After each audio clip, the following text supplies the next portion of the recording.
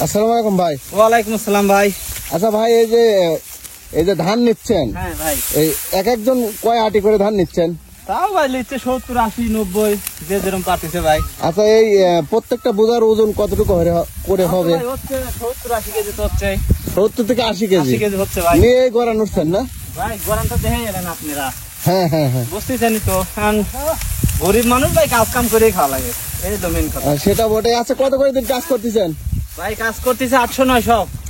800-900। আজকে তো ধান কাটা নাই, শুধু ধান নেওয়া। জানলে ভাই ছুটি কাটিছে ভাই সকালবেলা। ও সকালে কাটছেন, এখন শেষ করবেন না? এই ধরনের এই বুঝ লিয়াওলি শেষ, কাজ শেষ। প্রত্যেক দিনে কি কাজ করতেছেন? ইনশাল্লাহ ভাই আছে, মোটামুটি কাজ আছে। এটা আপনারা দূরে থেকে আসছেন নাকি আপনাদের এলাকায়? আমাদের এলাকা ভাই অনেক দূরে। কোথায়? তাও সেই ফরিদপুরে, সেই চাঁদপুর গ্রাম। ও, চাঁদপুর গ্রাম থেকে আসছেন কাজ করার জন্য না? জি ভাই। তা আর কয় ঘন্টা কাজ করবেন? আছে ভাই আর ঘন্টা খানিকের মতন হলেও। এই কাজ করতে আসছেন কয়টার সময়? 6টায়। তাও প্রত্যেকদিন সকাল 6টায়? 6টার সময়। তাহলে আপনার কাজ করার জন্য মানে ঘুম থেকে কয়টায় উঠতে হয়? তাও তো ভাই আজান দেওয়ার পরপরই 5টায়। আজান দেওয়ার পরপরই প্রত্যেক দিনই ওঠেন এরকম না? প্রত্যেকদিনই এরকমই ভাই, গরিব মানুষ ভাই, বোঝেন না। হ্যাঁ হ্যাঁ।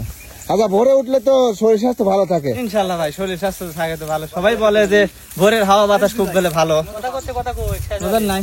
হ্যাঁ হ্যাঁ হ্যাঁ। ভাই কি কব আর ভাই, গরিব মানুষ। তাও আপনার গড়ে প্রত্যেকদিন কয় ঘন্টা করে কাজ করা লাগে? প্রত্যেকদিন ভাই 6 ঘন্টা।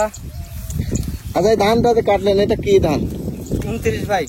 29। 29।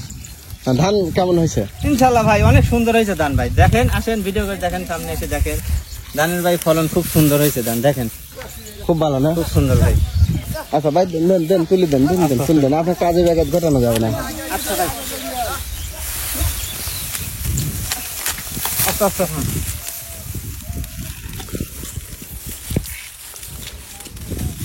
আপনি কোথা থেকে আসছেন? ভাই আমি ফরিদপুর থানায়, এখন কচুপাড়া বাড়ি। কচুপাড়া বাড়ি? জি। কয়দিন যাবত কাজ করতেছেন? তা তো মোটামুটি 15 দিন 16 দিন হয়তো। 15 দিন। আর কয়দিন কাজ থাকবে? এদিকে আর মনে হয় 4-5 দিন হতে পারে, আর আমার ওইদিকে কাজ লাগবে। আপনারা তো শুধু মাঠে কাজ করেন? মাঠে কাজ করি।